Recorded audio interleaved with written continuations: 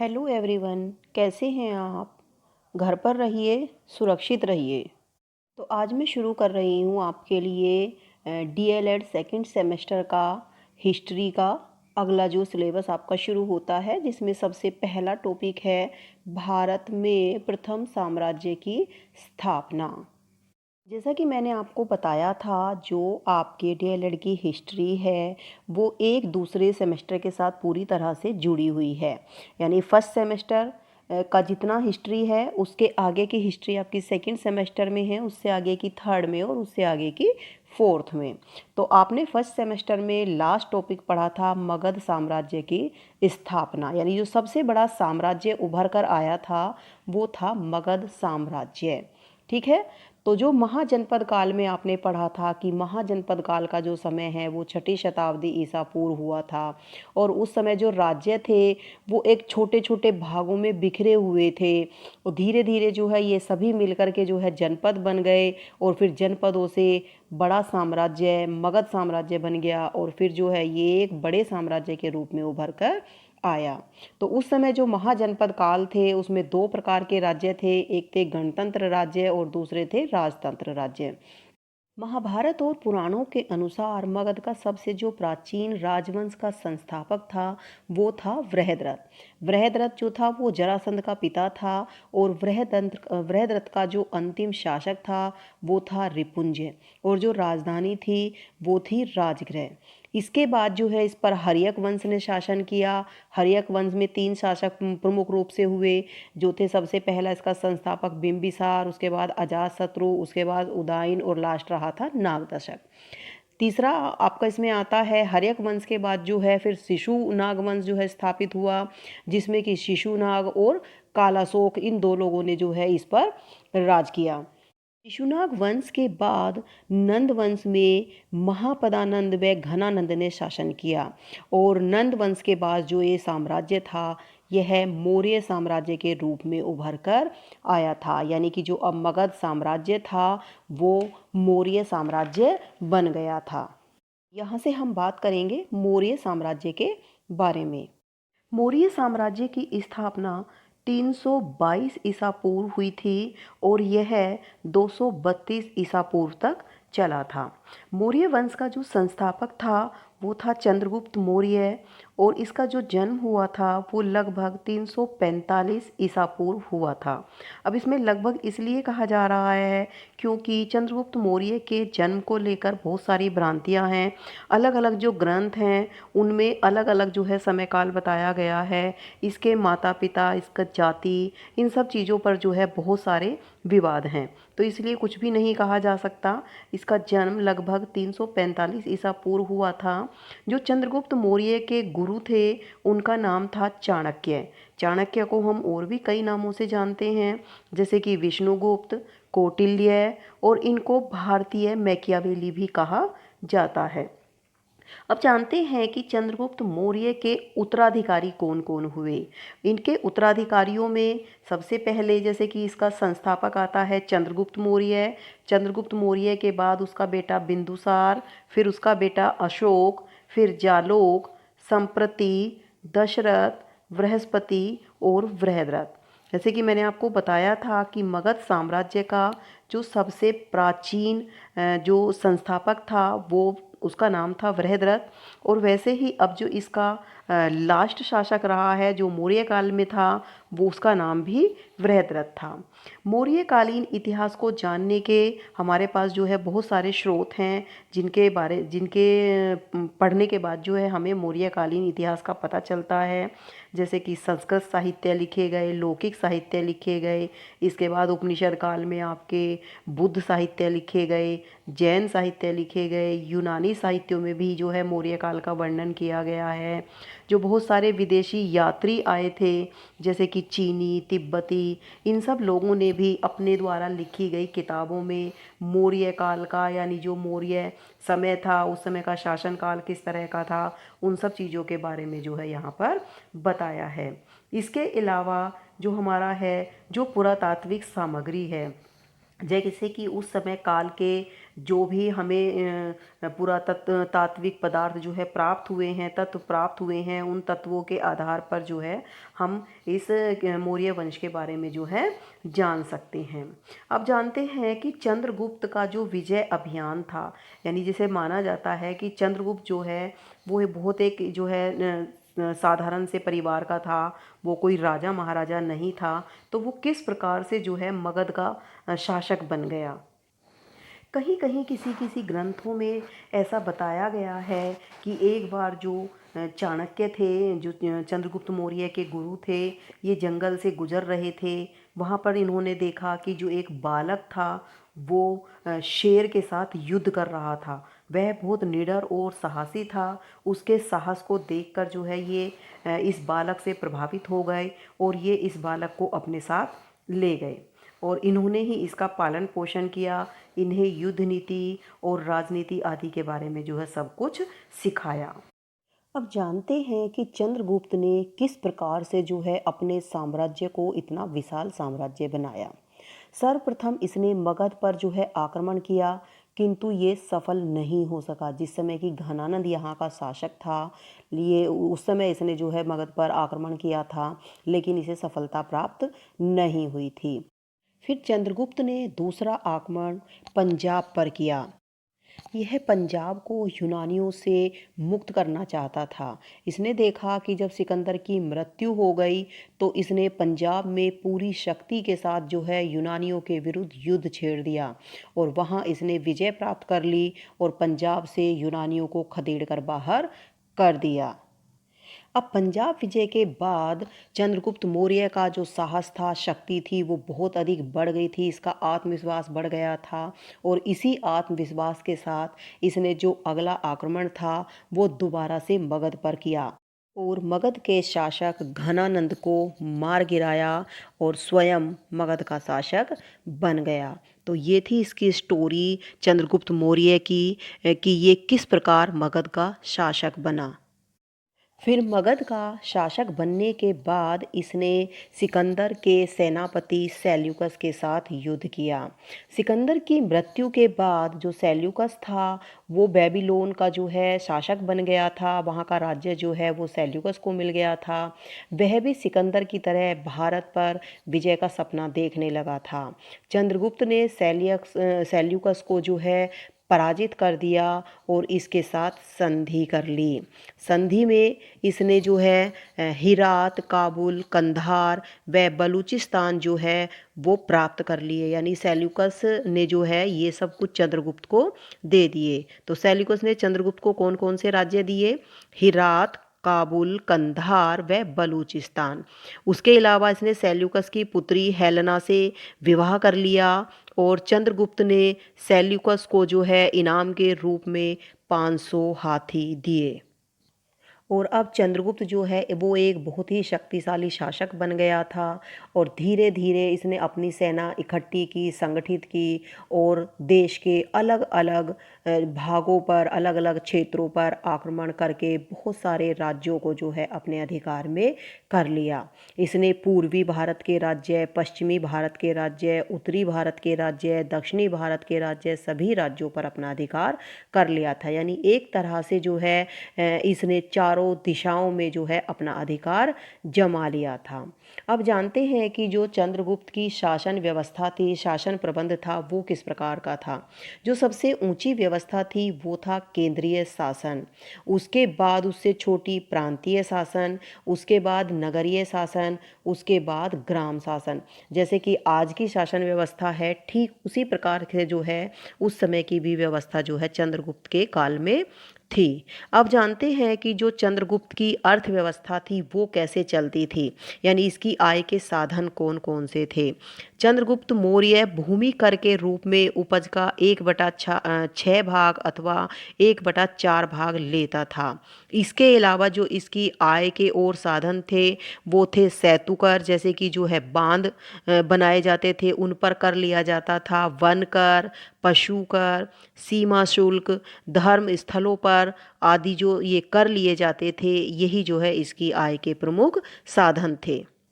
अब जानते हैं चंद्रगुप्त मौर्य की जो सेना थी, विशाल सेना थी, वो किस प्रकार की थी। चंद्रगुप्त मौर्य की जो विशाल सेना थी, यह 6 भागों में विभक्त थी। इसमें नौसेना, सैनिक यातायात विभाग, पैदल सेना, अश्व सेना विभाग, हस्त सेना विभाग और रथ सेना विभाग थे, यानी कि अलग अलग प्रकार की सेना थी। चंद्रगुप्त मौर्य के काल में जो गुप्तचर प्रणाली थी, उसके भी 2 वर्ग थे। एक था संस्थान और दूसरा था संचरण। संस्थान जो कि एक ही स्थान पर रहकर जो है वो सूचनाएं प्राप्त करते थे, जैसे कि कोई एक संस्थान बन जाता है। और दूसरा था संचरण, यानी कि ऐसे लोग जो कि नगर में घूम घूम कर जगह जगह से जो है ला करके चंद्रगुप्त मौर्य को सूचना देते थे। अब जानते हैं चंद्रगुप्त मौर्य के धर्म गुरु के बारे में।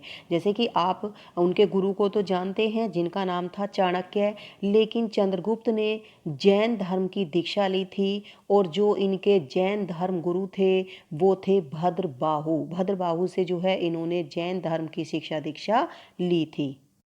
भारतीय मैकियावेली, जैसे कि मैंने आपको बताया था, जो चंद्रगुप्त मौर्य के गुरु थे चाणक्य, विष्णुगुप्त, मैकियावेली, ये जो है इनको भारतीय मैकियावेली भी कहा जाता था। इनकी जो प्रमुख पुस्तक है वो है अर्थशास्त्र। अर्थशास्त्र में मौर्यकालीन राजनीतिक व्यवस्था का वर्णन किया गया है। आपके एग्ज़ाम में इससे रिलेटेड कई बार क्वेश्चन भी आया है कि चाणक्य की पुस्तक का नाम क्या था और जो अर्थशास्त्र पुस्तक थी वो किस पर आधारित थी, यानी उसमें किस समय का काल का वर्णन किया गया था। इसके बाद आता है सेल्यूकस का राजदूत। सेल्यूकस का राजदूत था मेगस्थनीज, जो कि यूनानी लेखक था और इसकी फेमस पुस्तक थी इंडिका। इसी समय में एक और तिब्बती लेखक भी था जो कि चंद्रगुप्त मौर्य काल के समय में हुआ था, जिसका नाम था तारानाथ। मौर्य वंश ने लगभग 137 वर्षों तक जो है मगध पर शासन किया। मौर्य काल की जो राजभाषा थी वो थी प्राकृत और पाली। चंद्रगुप्त मौर्य ने लगभग 24 वर्षों तक शासन किया था। अब जानते हैं कि चंद्रगुप्त मौर्य की मृत्यु कैसे हुई थी। 298 ईसा पूर्व वह अपना राज्य अपने पुत्र बिंदुसार को सौंपकर जैन भिक्षु भद्रबाहु के साथ मैसूर चला गया था और वहीं जैन धर्म से प्रेरित होकर, इससे पहले मैंने आपको बताया था कि जो जैन धर्म में एक संलेखना प्रथा चलती थी, संथारा प्रथा चलती थी, उसी के अनुसार इसने श्रवणबेलगोला कर्नाटक की गुफाओं में भूख प्यास के कारण जो है अपना शरीर त्याग दिया था। तो ये था मौर्य वंश के चंद्रगुप्त मौर्य का संपूर्ण जीवन का जो है वर्णन। चंद्रगुप्त मौर्य के बाद इसका पुत्र बिंदुसार राजगद्दी पर बैठा, जो कि 298 ईसा पूर्व से लेकर के 273 ईसा पूर्व तक जिसने शासन किया था। बिंदुसार ने लगभग 27 वर्षों तक शासन किया और बिंदुसार को और भी अन्य नामों से जाना गया, जैसे कि अलग अलग ग्रंथों में इसके अलग अलग नाम दिए गए हैं, जिसमें कि मद्रसार, सिंहसेन और अमित्रघात आदि नामों से जाना जाता है। इनकी पत्नी का नाम धम्मा या सुभद्रांगी था। मतलब अलग अलग ग्रंथों में इनकी पत्नियों के नाम अलग अलग बताए गए हैं। या तो ये हो सकता है कि एक ही पत्नी के कई नाम थे, या फिर ये हो सकता है कि इनकी कई सारी पत्नियां थी। अपने शासन काल में इन्होंने कोई विजय प्राप्त नहीं की थी, लेकिन जो इनके पिता ने इनको साम्राज्य दिया था उस साम्राज्य की इन्होंने पूरी तरह से सुरक्षा की थी। इनके शासन काल में तक्षशिला में 2 विद्रोह हुए थे और उन विद्रोहों का दमन करने के लिए इन्होंने अपने पुत्रों को जो है भेजा था। तो एक विद्रोह का दमन करने के लिए अशोक को और दूसरे विद्रोह का दमन करने के लिए इन्होंने अपने पुत्र सुसीम को भेजा था। बिंदुसार ने विदेशी शासकों से मैत्रीपूर्ण संबंध बनाए और इसीलिए इनके जो है बहुत सारे जो विदेशी शासकों से मित्रता हो गई थी। उन्हीं विदेशी शासकों में से सीरिया के सम्राट ने अपना जो एक राजदूत था डायमेकस, और मिस्र के सम्राट ने अपने राजदूत डायोनियस को बिंदुसार के दरबार में नियुक्त कर दिया था। बिंदुसार के प्रधानमंत्री जो थे पहले तो कौटिल्य ही रहे थे, लेकिन उनकी मृत्यु के बाद उनका जो नया प्रधानमंत्री बना था उसका नाम था खल्लाटक। अब जानते हैं बिंदुसार की मृत्यु के बारे में। बिंदुसार की मृत्यु 273 ईसा पूर्व हुई थी और बिंदुसार ने आजीवक संप्रदाय को अपनाया हुआ था। तो ये थी आपके बिंदुसार की जो है संपूर्ण वर्णन। इसके बाद चलते हैं मौर्य काल के अगले जो शासक हुए वो थे आपके अशोक। अशोक को महान सम्राट भी कहा जाता है, चक्रवर्ती सम्राट भी कहा जाता है। अशोक का नाम आपने बहुत सुना भी होगा। अशोक तो 273 ईसा पूर्व से लेकर के 232 ईसा पूर्व तक जो है इन्होंने शासन किया था। अशोक को अशोक वर्धन, देवनापिय और प्रियदर्शी भी कहा गया है, यानी अलग अलग ग्रंथों में इनके अलग अलग नाम जो है लिए गए हैं।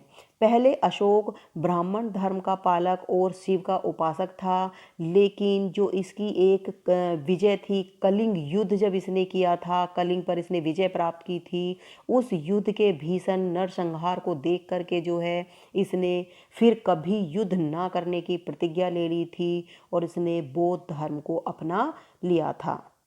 अशोक को बौद्ध धर्म की दीक्षा देने वाला जो गुरु था उसका नाम था उपगुप्त। ऐसा माना जाता है कि यह जो बहुत छोटी आयु का एक बच्चा था। अशोक के अभिलेखों की जब बात आती है तो अशोक के अभिलेखों को 3 भागों में बांटा गया है: शिलालेख, स्तंभलेख, गुहालेख। आप जानते भी हैं कि जो अशोक के बहुत सारे जो है लेख मिलते हैं, अभिलेख मिलते हैं। कुछ इसने शिलाओं पर लिखवाए, कुछ इसने स्तंभों पर लिखवाए, कुछ इन्हें गुफाओं के अंदर लिखवाए। तो इसलिए इसके जो अभिलेख हैं इनको 3 भागों में बांट दिया गया है। अब इसके शिलालेखों की संख्या की बात आती है तो जो अशोक के शिलालेख हैं वो लगभग 14 हैं, जिनमें से 13वां जो शिलालेख है उसको महत्वपूर्ण स्थान मिला है, यानी इसको बहुत अधिक जो है प्रसिद्धता मिली है, क्योंकि इस अभिलेख में बताया गया था कि किस प्रकार से अशोक का हृदय परिवर्तन हो गया था, यानी कि कलिंग युद्ध के बाद किस प्रकार से जो है अशोक का हृदय परिवर्तित हो गया था।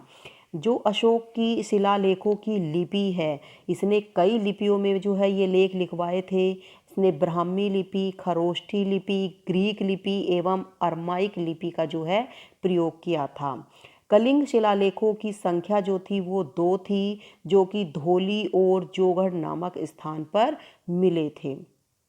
अब आती है अशोक के धम्म की बात। आपने जो है बौद्ध धर्म में देखा था बुद्धम, धम्मम, संघम, ये 3 जो है इनके संघ दिए गए हैं, लेकिन यहाँ पर जो इसने बौद्ध धर्म का धम्म अपनाया था ये उसके धम्म के अनुसार नहीं था, बल्कि यह जो है धर्मों का सार था। अशोक ने अपने शिलालेखों व अभिलेखों में चारित्रिक और नैतिक शिक्षाओं का प्रचार प्रसार किया था। अशोक के कौशाम्बी अभिलेख को रानी का अभिलेख भी कहा जाता है। अशोक ने बौद्ध धर्म को अपना राजधर्म बनाया था।